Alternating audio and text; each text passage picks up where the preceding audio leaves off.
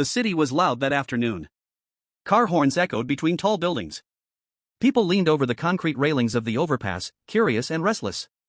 It was one of those hot summer days when tempers rise quickly and patience runs thin.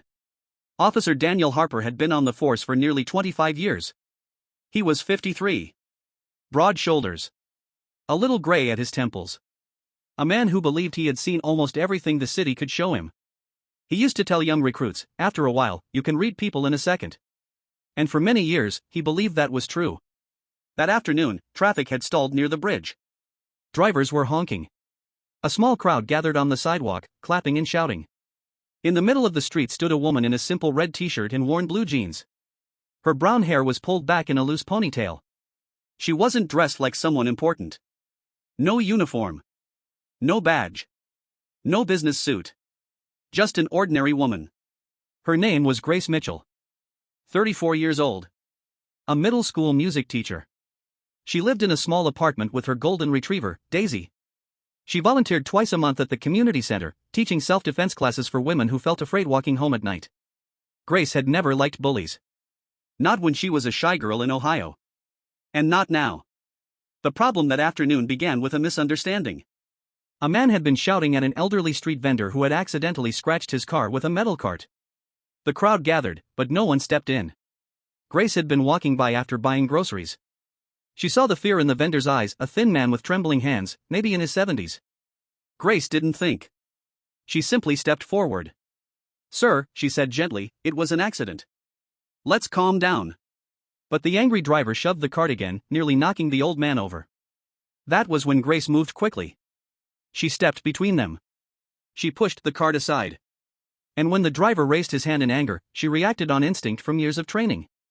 A sharp defensive strike. Not meant to injure. Only to stop him. At that exact moment, Officer Harper arrived. From where he stood, he saw only one thing. A woman striking a man in the middle of the road. He didn't see the shove. He didn't see the fear in the old vendor's face. He didn't see the raised hand. He saw what he expected to see. Chaos. He rushed forward, grabbed Grace by the arm, and barked, "You think you can just attack someone in public?" Grace tried to explain. Her voice was steady, but her breathing was quick. "He was about to hit him," she said, nodding toward the vendor. "I was protecting him." Officer Harper barely glanced at the elderly man. Instead, he said words that would echo in his mind for years. "You people always think you're heroes." There was a slap then. Not from Grace. From Officer Harper. It was quick. Sharp. Public. The crowd gasped. In that split second, something shifted. Not just in the street. But in his career. A young man in the crowd had been recording. Phones were raised. The moment was captured from every angle. Grace did not scream. She did not cry. She simply looked at Officer Harper, not with anger, but with something far deeper. Disappointment. That look unsettled him more than any shout could have. Within days, the video spread. The department reviewed the footage. Witnesses stepped forward.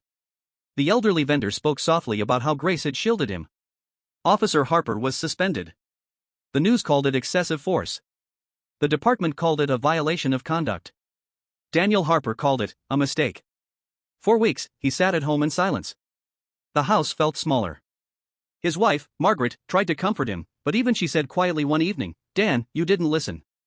He had built his identity around authority. Around being right. Now, that foundation had cracked. Meanwhile, Grace returned to her classroom. She never sued. She never went on television.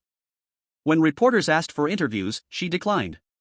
Her students noticed a faint bruise fading near her cheek. One little girl asked, "Did someone hurt you?"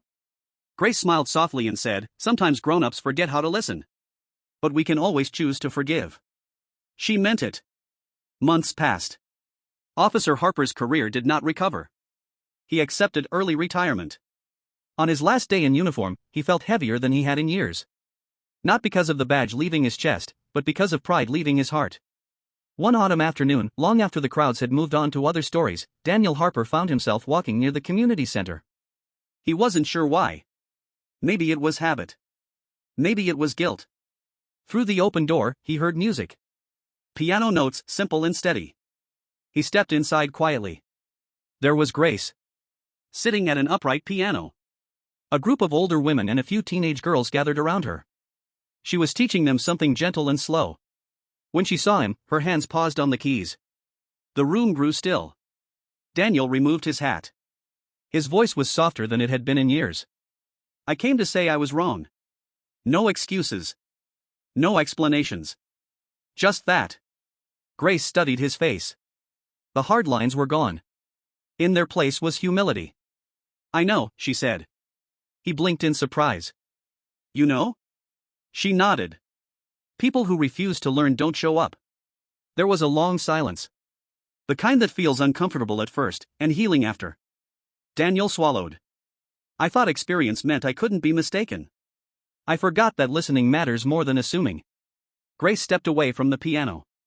My father was a police officer, she said quietly. He taught me that strength is never about control. It's about protection. Those words landed gently. Not like a slap. But like a hand placed on a tired shoulder. The elderly vendor from that day sometimes visited the center too. When he saw Daniel standing there, he walked over slowly and extended his hand.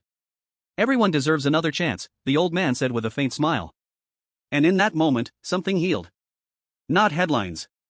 Not public opinion. But a heart. Daniel began volunteering at the center twice a week. Not as an officer. Not as a man in charge. Just Daniel. He helped fix broken chairs.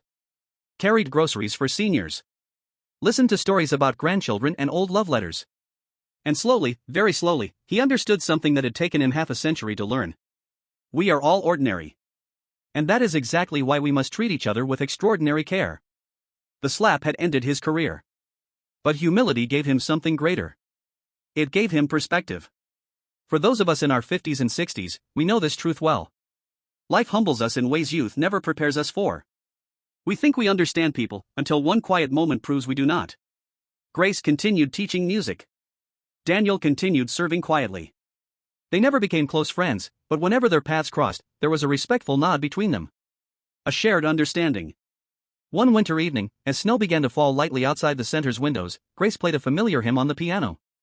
The notes drifted softly through the room. Daniel stood in the back, listening. And for the first time in a long while, he felt at peace.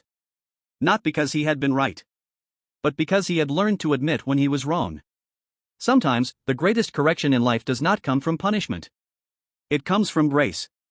And sometimes, the person we think is ordinary is the one who teaches us the most important lesson of all.